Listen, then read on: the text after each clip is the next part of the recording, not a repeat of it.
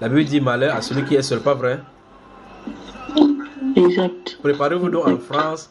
Dans les prochaines vacances qui arrivent, là, les climats vont drastiquement changer. J'espère que vous entendez maintenant.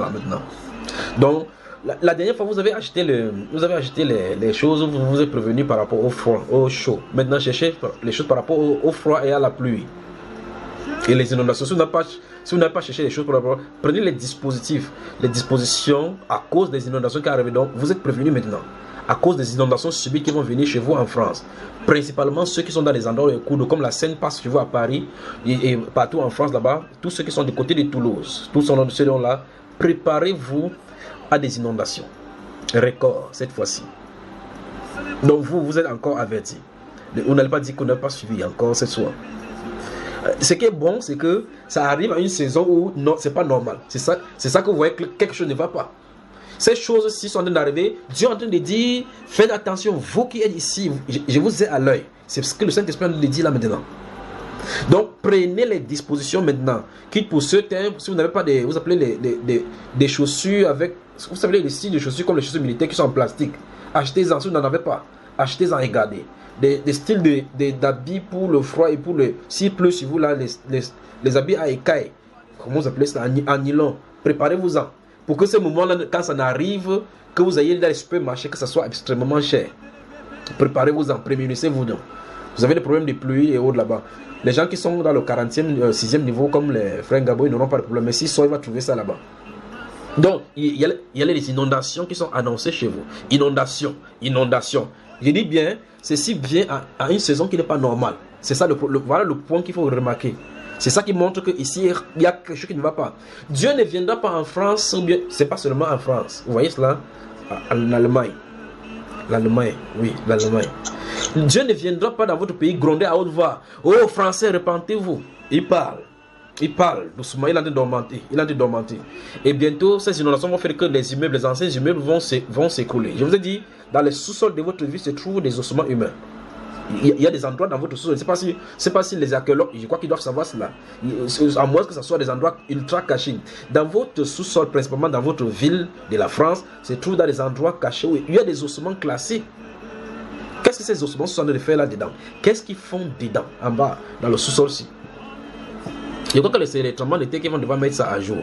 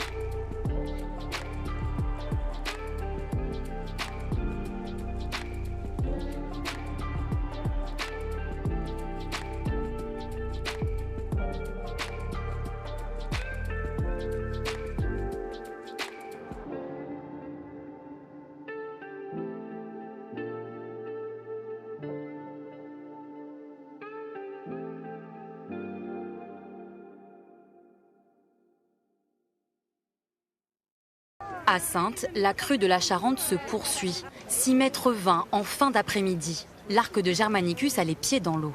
Impressionnant pour Rachel, 8 ans. Il y a beaucoup d'eau ici. Et comme peut-être il va pleuvoir, ça va peut-être monter. Des fois ça monte, mais là, j'ai jamais vu celle-là. Ces sauveteurs aquatiques sont venus en renfort de La Rochelle. Ils s'assurent que les habitants de ce quartier qui n'ont pas souhaité évacuer hier vont bien. Ce couple, lui, vient récupérer quelques affaires dans la maison familiale. Tout va bien? Vous avez besoin d'aide? Non. C'est bon? Est-ce que vous savez si quelqu'un est ici dans le domicile là? Non, là il n'y a plus personne, ils ont été évacués avant-hier, là ils sont partis aussi. Ok. Depuis mercredi, plus de 600 personnes ont déjà dû quitter leur habitation. C'est le cas d'Éric Desjulés. Il tient à nous montrer sa maison, plongée dans 85 cm d'eau, la 4e inondation en 60 ans. C'est comme ça, hein, j'habite une maison inondable, donc je le sais. Et puis, c'est comme ça, on peut pas faire grand-chose. Hein. Sinon, vendre la maison. Mais j'y tiens trop. Des habitations, mais aussi des entreprises ont été touchées. Comme sur cette vidéo postée par le fils de ce gérant, complètement pris au dépourvu. L'eau est montée surtout très très vite parce que le jeudi, il n'y avait pas d'eau. Et quand on est revenu le vendredi matin, c'était déjà rempli. C'était très très très vite. Tout est en train d'être ravagé un peu et c'est déprimant. Ce soir, la vigilance reste de mise. Au total, plus de 120 personnes ont été évacuées par les pompiers depuis mercredi soir. En 34 ans, non, j'ai jamais vu ça. Donc oui, là c'est vraiment exceptionnel.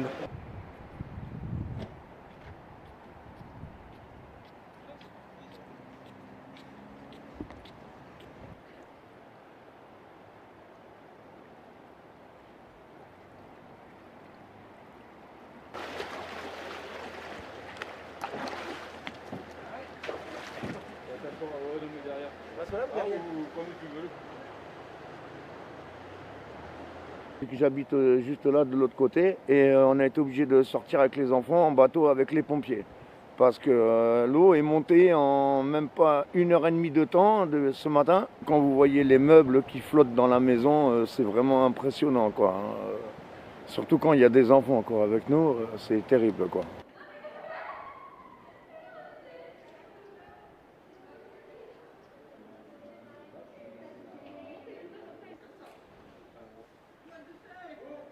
J'étais là en 81, donc, mais j'étais de l'autre côté de l'eau et voilà, donc je me rappelle, mais c'est un peu du même style.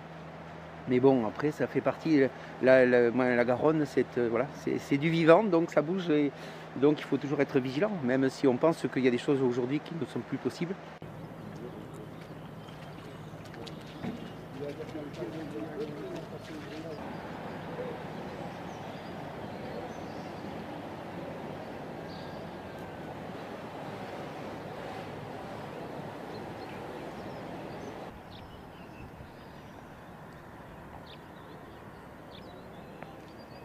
La crue a atteint son niveau maximal, le pic. On arrive sur une période qu'on va appeler période d'étale, c'est-à-dire que l'eau va stagner un moment, annoncée pour une dizaine d'heures environ. Aucun disparu, aucune victime. Les riverains sont habitués, les riverains de Garonne sont habitués à ce genre d'événement et ont anticipé. Néanmoins, la crue étant exceptionnelle puisqu'elle n'a pas été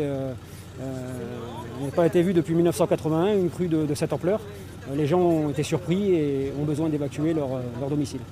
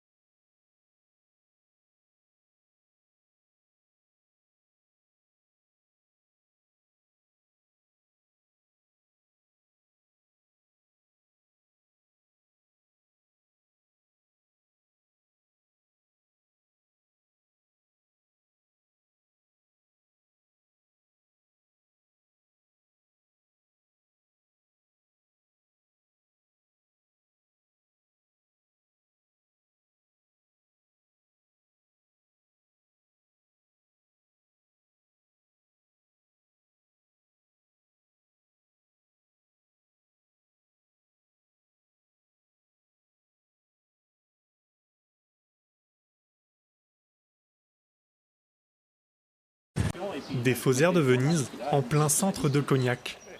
Pour une distribution de journaux, pas vraiment comme les autres. Je ne savais pas comment c'était, j'avais vu les planches, mais je ne savais pas comment c'était. Et le monsieur m'a dit, je vous emmène à l'autre bout. Alors il m'a ramené à l'autre bout pour mettre le journal. C'est juste pour aider les gens à emmener les courses, les emmener chez eux, voilà, tout simplement. C'est ma 3e inondation que je fais en tant qu'employé de la mairie de Cognac. Voilà, on est habitués, nous. Pourtant, quelque chose a surpris même les anciens du quartier. Il n'y a pas de gaz, ça ne peut pas chauffer. Parce que l'eau, c'est le gaz qui la chauffe. Au total, le gaz a été coupé de manière préventive pour 298 foyers sur les 10 000 que compte la commune, car l'eau menaçait de s'infiltrer dans les canalisations. On a l'eau, l'électricité, on n'a plus de gaz parce qu'ils ont coupé le gaz, donc on peut passer à manger, mais on se débrouille comme on peut. Faut garder le moral. Et il y a de quoi positiver. Depuis ce matin, le niveau de la Charente a atteint un plateau. Ce matin à 7,58 m et le niveau est stable. Alors, dans la cellule de crise improvisée en mairie, une permanence téléphonique permet de gérer les urgences et de déjà préparer la suite. Le téléphone sonne beaucoup. Hier, on était à 45 appels. Ce matin, beaucoup moins. Mais on pense que demain, s'il y a une décrue qui se risque de s'accélérer, on va être dans la phase de nettoyage, etc. Donc il va falloir aussi aider les gens. Donc on maintient cette cellule de crise au moins pour la semaine prochaine. La municipalité de Cognac a entamé des démarches pour que la crue soit reconnue comme catastrophe naturelle. La décrue a commencé doucement ce matin dans le Lot-et-Garonne. Après un pic dans la nuit d'hier, les habitants ont pu constater les dégâts.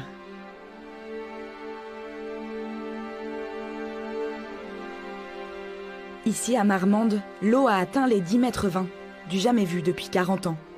En cause, les fortes précipitations de la tempête Justine le week-end dernier, qui s'ajoutent à l'eau de la fonte des neiges et à un sol et des affluents déjà saturés.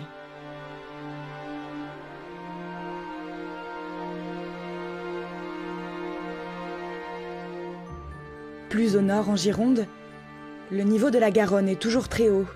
À la Réole, il s'est stabilisé à 9,69 m autour de 6 h ce matin. La crue est toujours dans sa phase d'étale. L'eau se disperse aux abords du fleuve.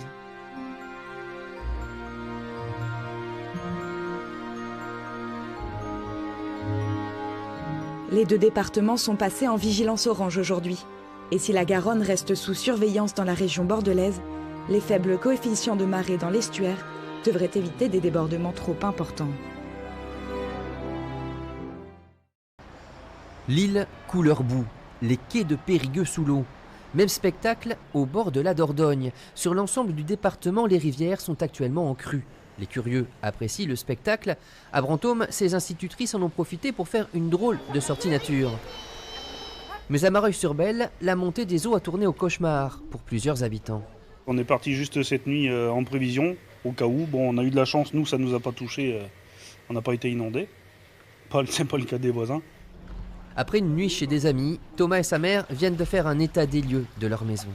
Notre machine à laver, on semble le frigo, les canapés, ils ont tous pris des dégâts d'eau. Donc on ne sait pas trop comment ça va se passer. Mais... Il va faire un petit dossier aux assurances, quoi. Oui, c'est ça. On va les appeler cet après-midi, je pense, pour voir ce qu'ils peuvent faire. Une vingtaine d'habitations ont été touchées dans cette bien nommée rue des Martyrs. Parmi les victimes des eaux figure aussi un boulanger. On a subi l'inondation de plein fouet, quoi. L'eau est arrivée par derrière, même pas 3 minutes, c'était inondé. 80 cm de hauteur dans la réserve, les congélateurs, tout est mort, le moteur de la chambre froide, c'est pareil. C'est bon pour la casse? Ouais. Après une nuit très courte, Thierry s'est remis au travail et les Mareuillais ont pu manger leur pain frais. Même détermination du côté de la maison de santé, inondée au petit matin. Les locaux techniques de la maison de santé, le sous-sol où arrive l'électricité, le téléphone, le chauffage, tout est inondé sous 2 mètres d'eau. Malgré ces conditions très limites, le médecin a honoré ses rendez-vous. Même s'il y a eu d'autres inondations à Terrasson, globalement on constate assez peu de dégâts sur le département. En revanche, une vingtaine de routes restent coupées à la circulation.